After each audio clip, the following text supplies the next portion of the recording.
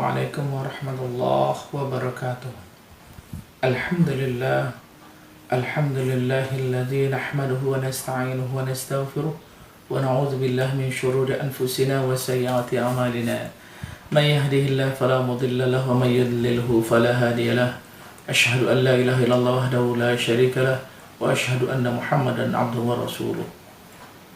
Ya ayyuhalladzina amanu taqullaha haqqa tuqatih wa la tamutunna illa wa antum muslimun. Ya ayyuhalladzina amanu taqullaha wa qulu qawlan sadida yuslih lakum a'malakum wa yaghfir lakum dzunubakum wa may yuti'illah wa rasulahu faqad faza fawzan 'azima. Wa qala rabbi shrah li sadri wa yassir li amri wahlul 'uqdatam min lisani yafqahu qawli. Qala Nabi sallallahu alaihi wasallam, man shoma ramadhana imanan wa ihtisaban ghufira lahu ma taqaddama min dhanbihi. Aw qala kama qala Nabi sallallahu alaihi wasallam. Shadaqallahul azim.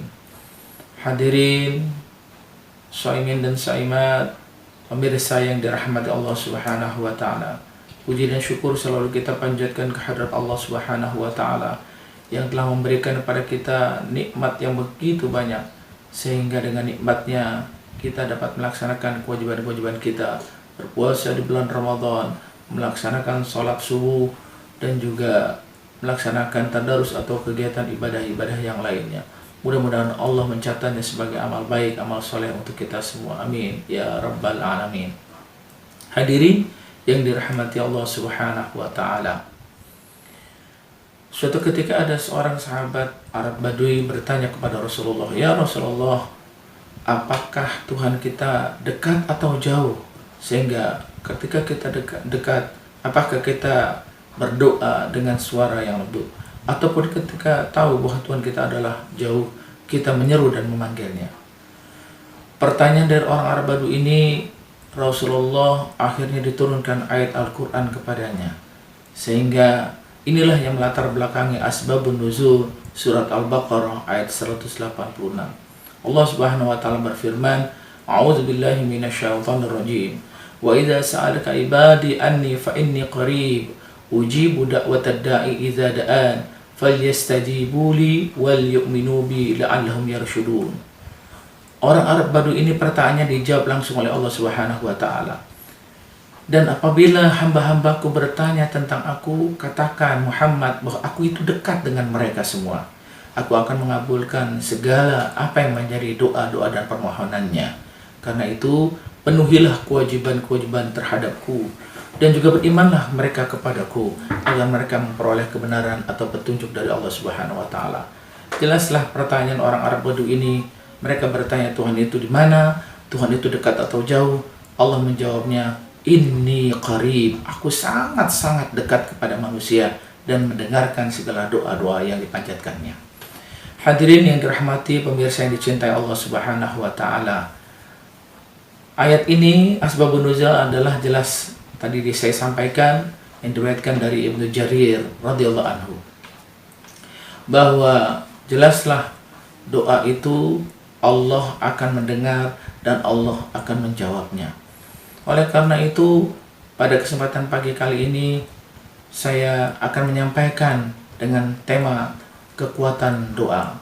Doa sudah menjadi bahasa Indonesia. Doa itu artinya adalah at-talab atau an-nida. Doa menurut bahasa artinya seruan atau permohonan.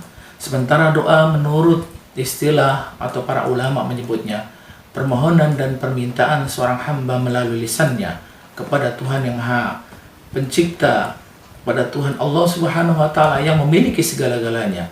Apa yang ada di dalam sanubari hati manusia tersebut untuk diungkapkannya. Itulah pengertian doa menurut para ulama. Hadirin yang dirahmati Allah Subhanahu wa taala, jelaslah bahwa doa sangat dianjurkan dan merupakan perintah dari Allah Subhanahu wa taala.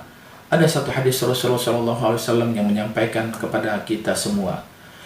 Rasulullah bersabda, "Yanzilu tabarakallahu ta'ala kulla yawmin ila sama'id dunya fi sulusil lailil akhir. Faqala, man da'ani fa'ajibhu, wa may yas'alani fa'atiyahu, wa may yastaghfiruni fa'aghfara lahu." Rawahul Bukhari. Setiap malam Allah turun ke langit dunia sepertiga malam dari langit dunia untuk mendengar apa yang menjadi permohonan dan doa dari hamba-hambaku. Lalu Allah berkata, "Man da'ani fa'ajibhu." Siapa yang berdoa kepadaku di tengah malam, aku akan jawab doa tersebut. "Wa may yas'alani fa'atiyahu."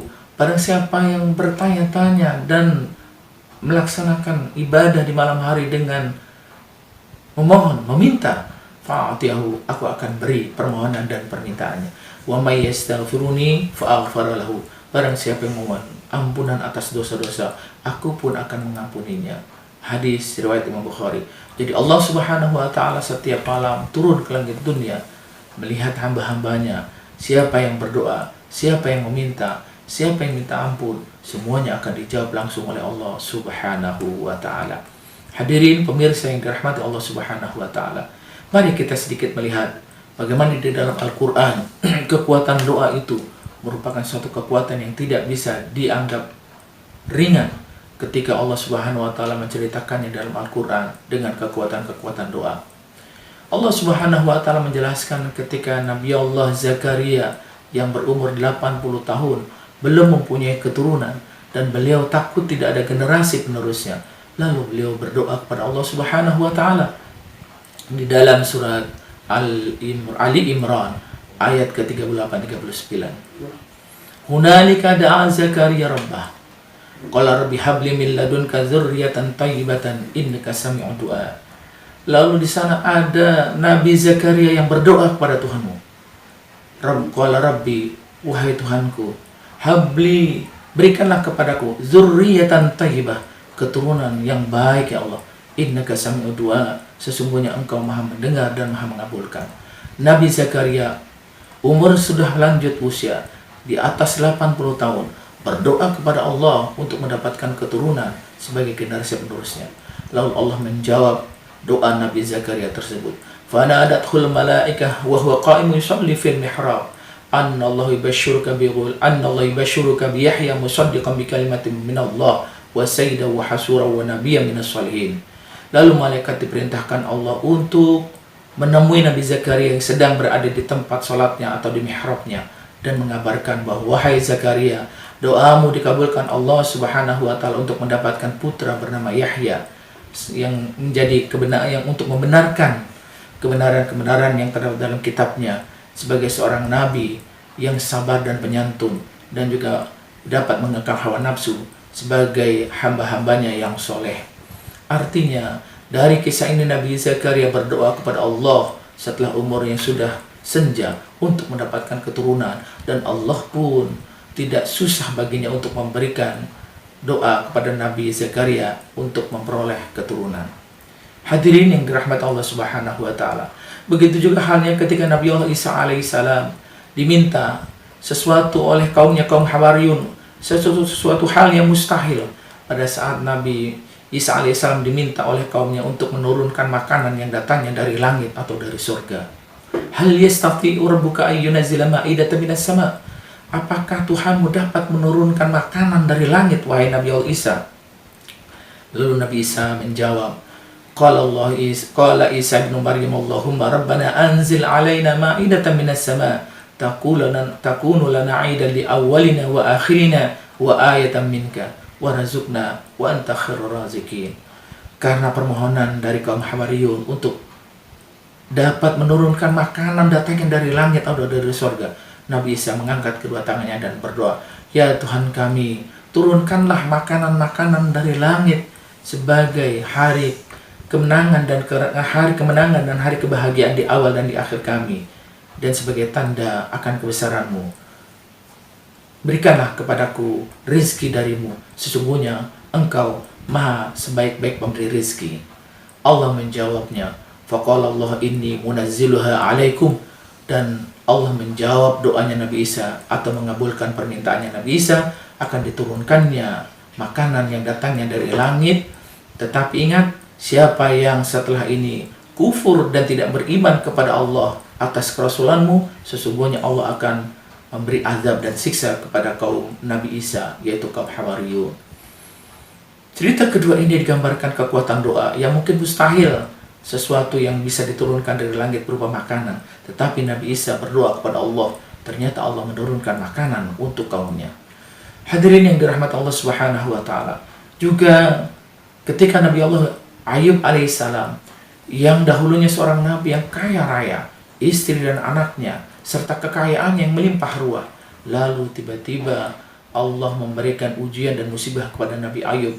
Satu persatu hilang semuanya, hartanya habis, istri dan anaknya pun sudah meninggalkan Nabi Allah Ayub alaihissalam.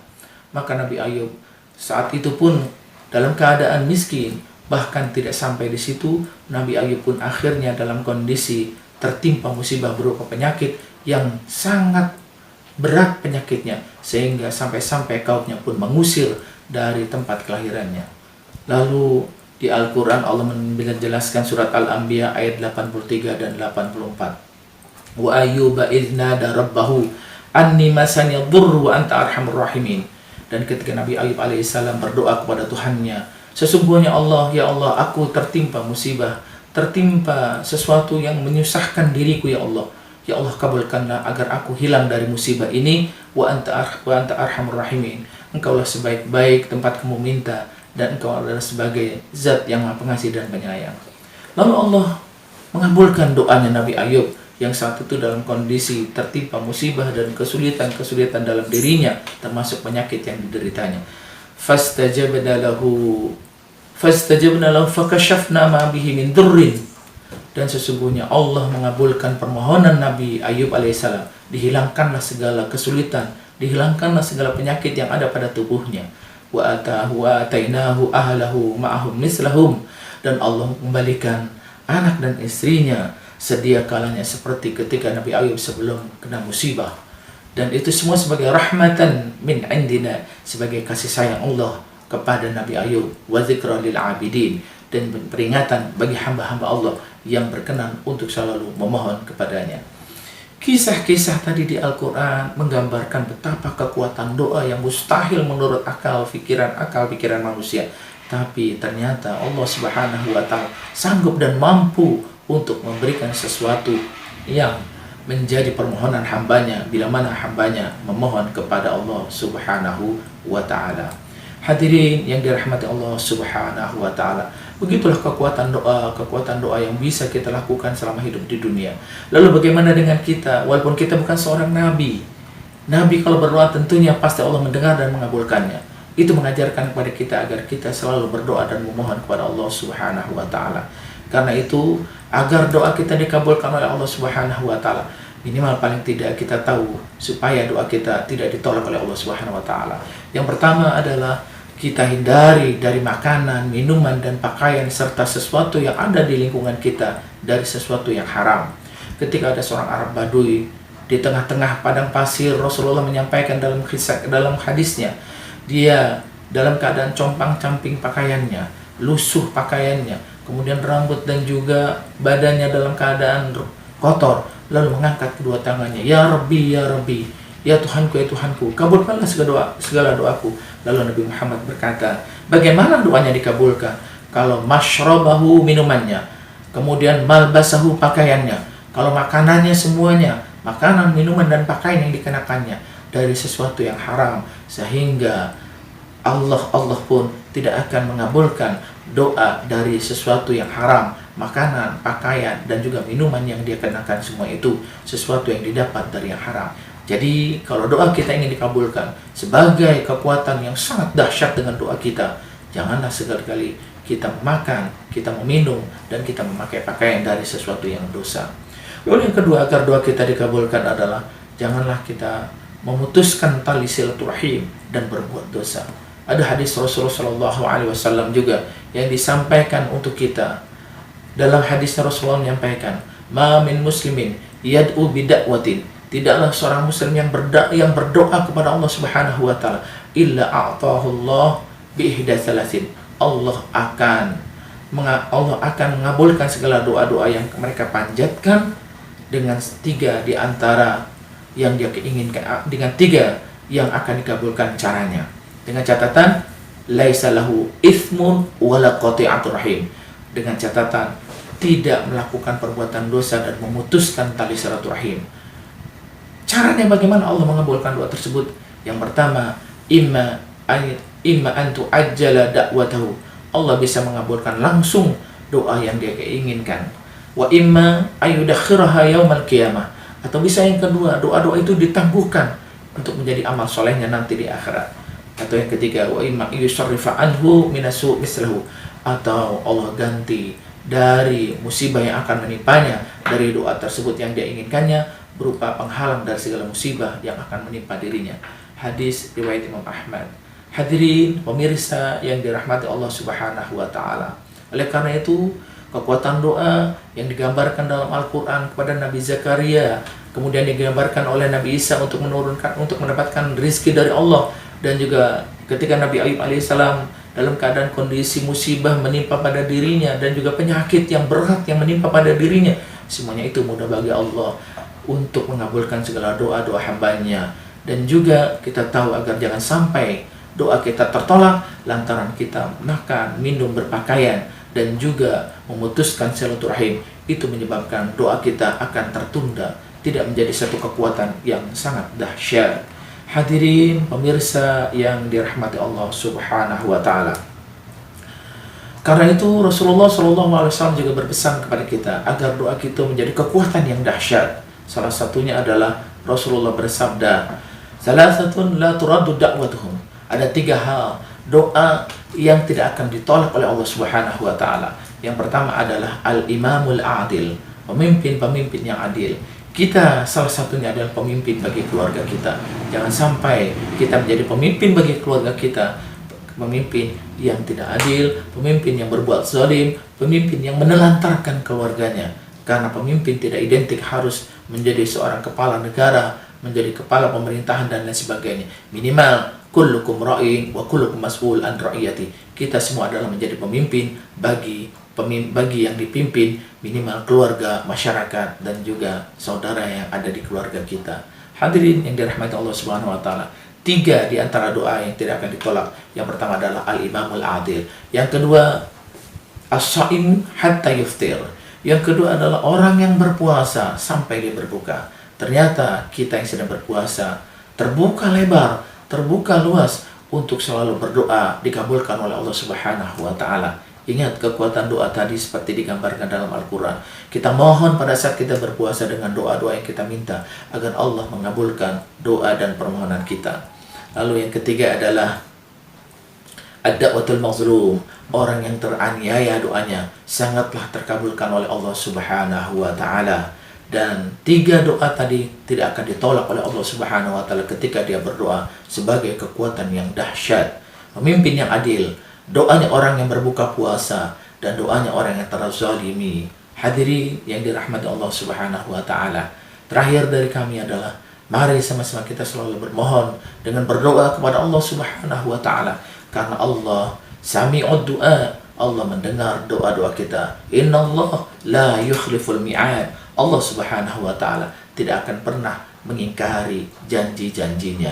Mudah-mudahan kultum ini akan menjadi pelajaran buat kita agar kita senantiasa tidak meninggalkan doa kepada Allah Subhanahu wa taala.